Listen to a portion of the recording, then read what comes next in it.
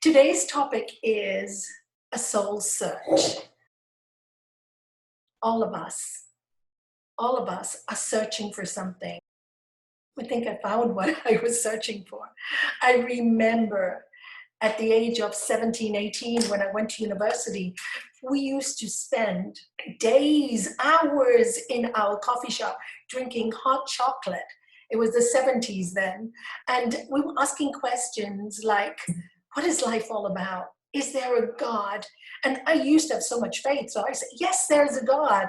But Nalanie, if there is a God, how can there be so much evil in the world?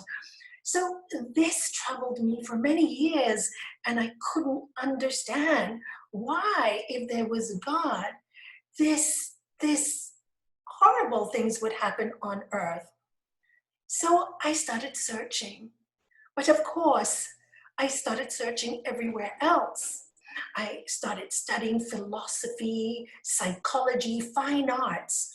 One thing I noticed that when I was involved in the fine arts, when I was involved with the psychology, when I did voluntary work at the weekends with drug addicts and home for children who were traumatized, coming from very bad backgrounds, raped, etc., whatever.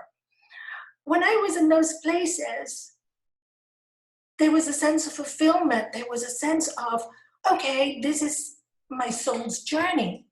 But the moment I moved out of those places and got into my own realm, my own mind stuff, my own thoughts, I seem to have lost that soul's purpose.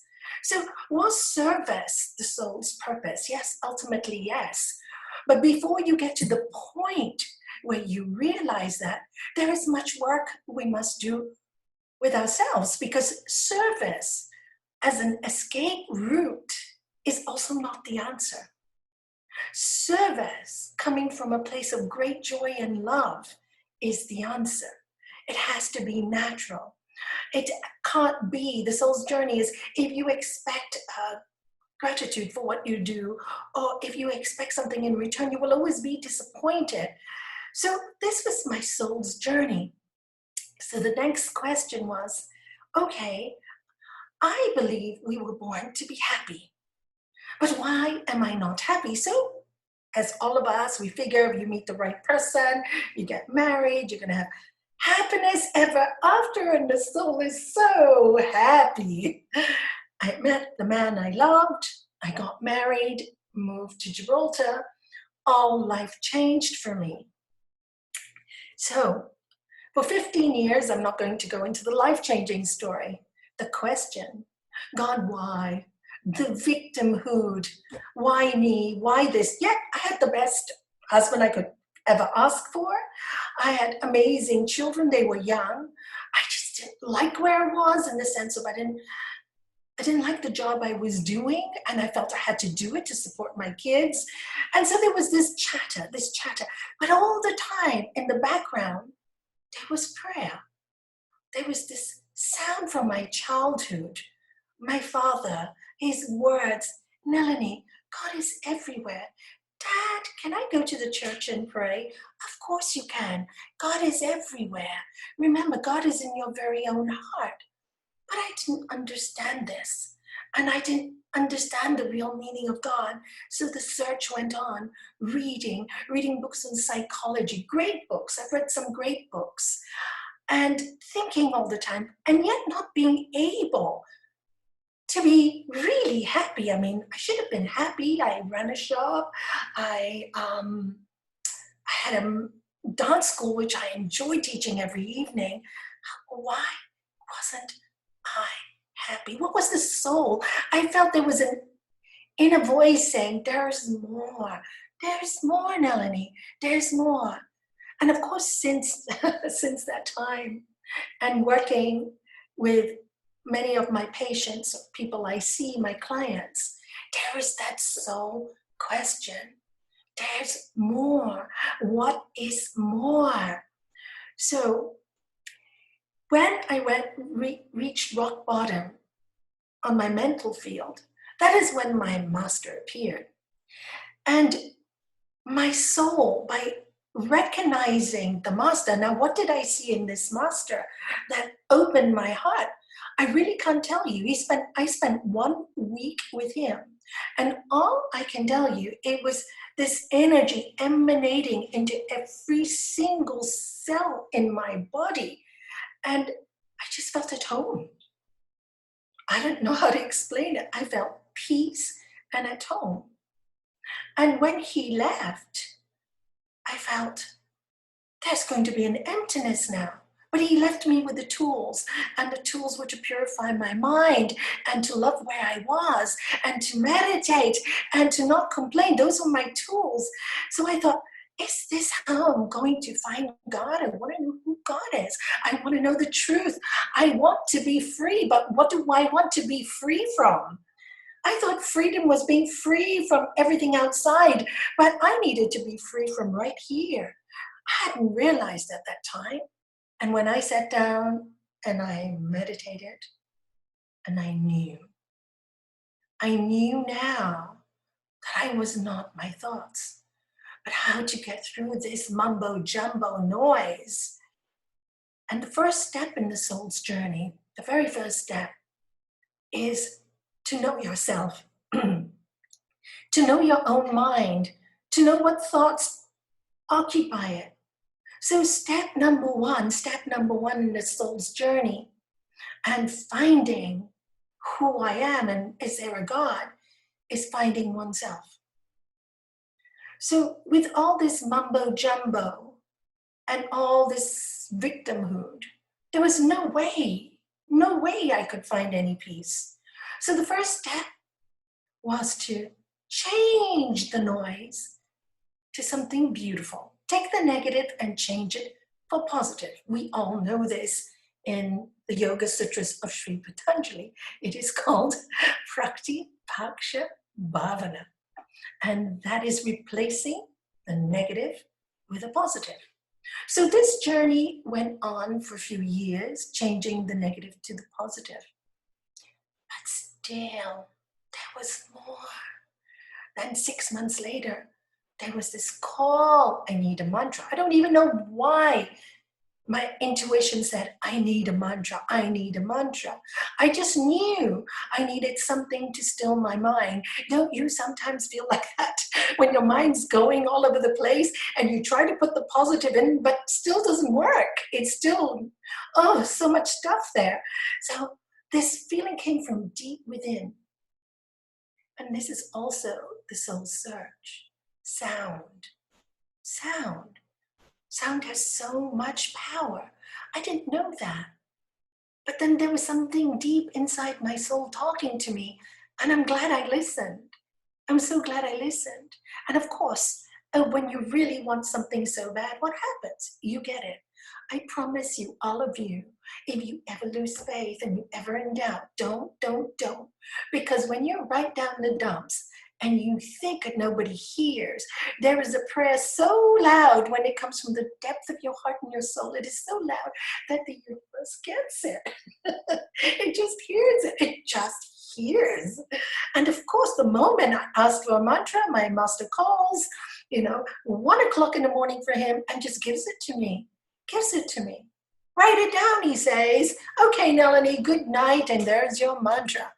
So that's how I received the mantra. So the search. Okay, so let me repeat this mantra. Let me repeat it. I was a good student, though. I was desperate. You see, the reason why I came into this path was I want, one, is there a God? One, why am I living? Two, why is there death?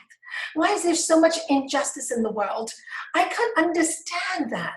So I came into yoga to find these truths. I wanted to know what life was all about. It just didn't make sense to me. Disillusionment after disillusionment. You look at the world, there's so much evil going out there. That was my mistake. There is so much good going on there. And when you change your thinking, you see less evil and more good. So that is the step number one, remember? The step number two was the sound, the mantra.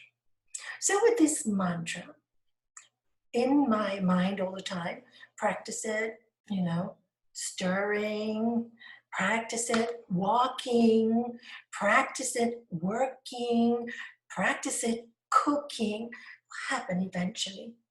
The mind became more quiet. Step number 3, the soul calls again. I really want to go on a pilgrimage to India. I've been there a few times in my life, but not on a pilgrimage. I want to go on a pilgrimage. I want to know. I want to know. What happens? Like I said, the universe hears us again and again. Never forget when your search is for the truth. And when it's for the truth, you get your answers. And of course, my dad from Hong Kong calls me up. He was diagnosed with cancer. And he thought at that time, he was only, 73, 74 at that time. He passed at 86. He thought he didn't have a lot of years left. So he wanted to go to India, visit many, many ashrams, and give a lot of money to the poor, build them homes. So he said, darling, you've been asking me, you want to know real India.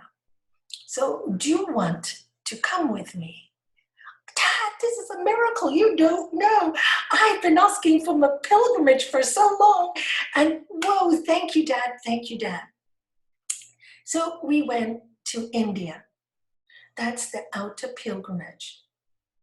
What did I learn? I mean, I can talk about this for hours. I learned so many things that trip. I learned so many things. My dad we went to an ashram to marry 100 women. We had to give them dowries. Dad had raised all the funds to get them married. We were marrying 100 couples. And my father there spoke in the ashram. And it's not common in India in the villages.